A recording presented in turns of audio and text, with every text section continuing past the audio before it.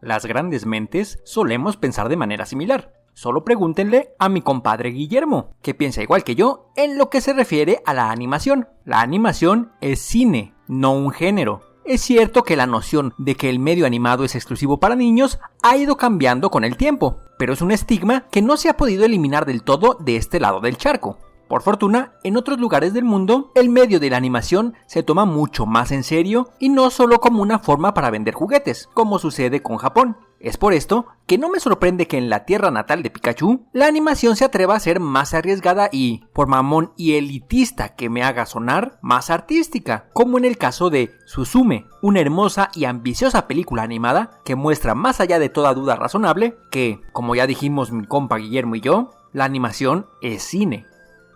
En Suzume, veremos a una chica en un insólito viaje por todo Japón. Suzume es una chica que vive en un pequeño pueblo. Cuando el carismático y misterioso Sota llega en busca de una enigmática puerta, Suzume se verá envuelta en una aventura llena de magia y misticismo, que no solo le enseñará cosas sobre sí misma y su pasado, sino que también podrá marcar la diferencia al prevenir un desastre a nivel nacional que amenaza a todo Japón.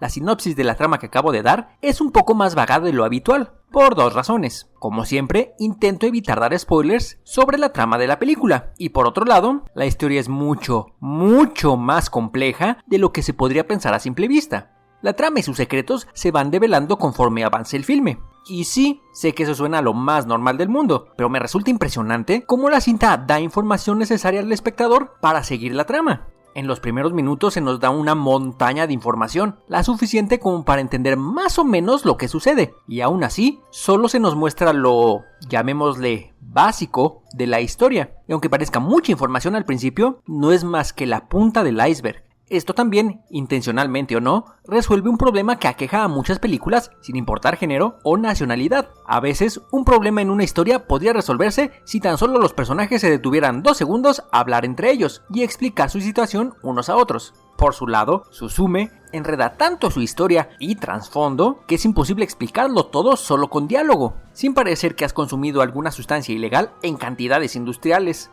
Y sin embargo, a pesar de esto, todo elemento, por fantasioso o increíble que parezca, tanto para el espectador como para los personajes, termina teniendo sentido bajo su propio contexto.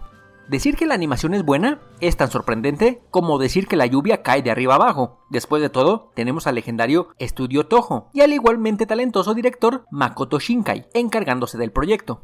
Lo que me resulta más interesante es cómo se utilizan diversas técnicas de manera conjunta. La animación, entre comillas, tradicional, se ve complementada por elementos generados por computadora, principalmente fondos o pequeños objetos. Y aunque tengo que reconocer que no me gustan del todo, la animación por computadora se usa como un complemento, no como el enfoque principal, lo cual ayuda a resaltar todavía más los elementos más tradicionales, como, solo por nombrar un ejemplo, el crear tomas y movimientos de cámara que serían casi imposibles de recrear usando animación convencional.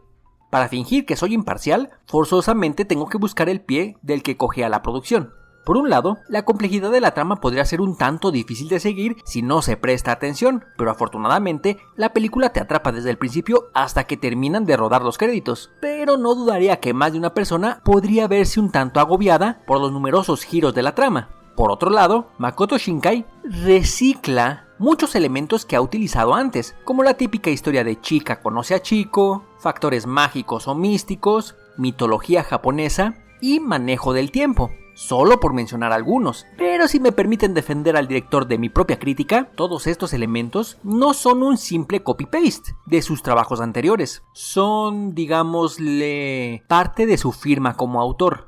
Si disculpan la analogía malograda, un buen cocinero puede crear platillos muy distintos utilizando los mismos ingredientes. Y siguiendo con la comparación, para mí, Shinkai ya es un chef legendario. Y aunque utiliza ingredientes familiares, el resultado sigue siendo delicioso.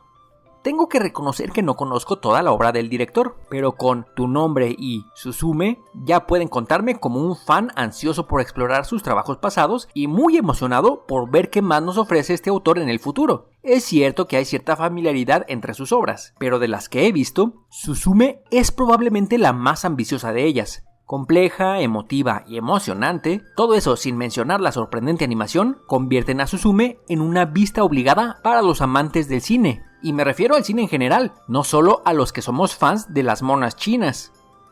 Suzume. 4 de 5. Muy buena.